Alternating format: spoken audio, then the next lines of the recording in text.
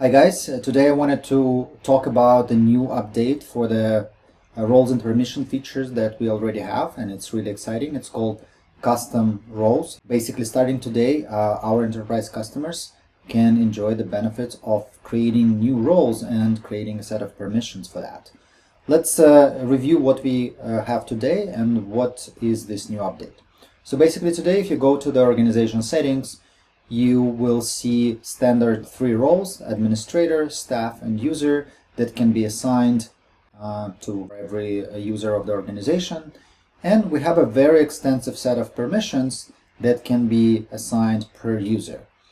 Moreover, I don't know if you know that, but in Blynk we have this multi-tenancy concept, basically where we have a tree-like hierarchy of organizations, and every organization can only operate with the assets that are assigned down the tree. What about the permissions, how they applied? So basically you can create a set of permissions in the root organization, and then it can be propagated down the tree or applied to every single organization. However, you have this flexibility with Blynk where you can go to a particular organization and change the set of permissions per role.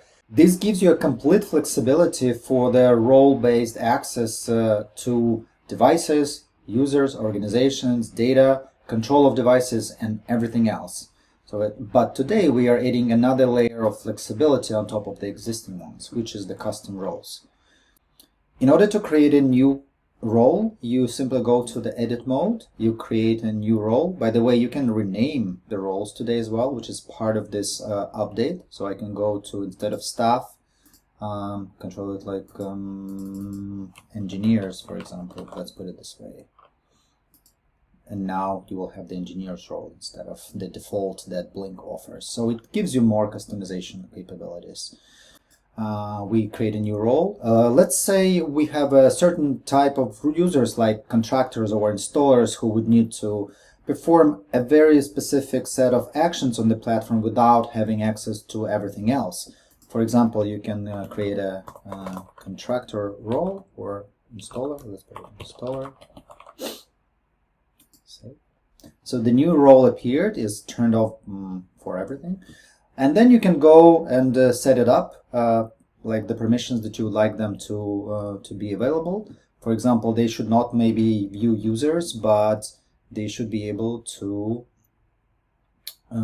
provision new devices, right? And then they can possibly edit, possibly they can control, delete, and so on and so on. So you have a lot of stuff to set it up here, and then it starts working. So basically when I click apply, we'll see that this will be applied to all of the organizations. So basically every single organization in the tree will now have 4 roles, right?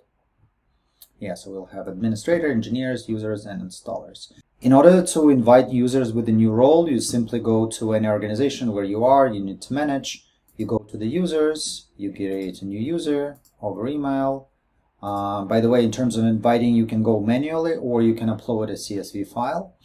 So you will go with an email address, name, phone number if needed, and then we will see the new roles assigned here, like an installer, for example. And then we press invite, and the user will get an invitation. In terms of management, as I mentioned, you can rename them at any time. If you delete the role, then you would need to choose a new role for all the previous owners of this role. I hope you learned something new today, and especially on the role-based access, and I hope you enjoyed this feature as well. Let us know if you have any questions, and see you soon with new updates.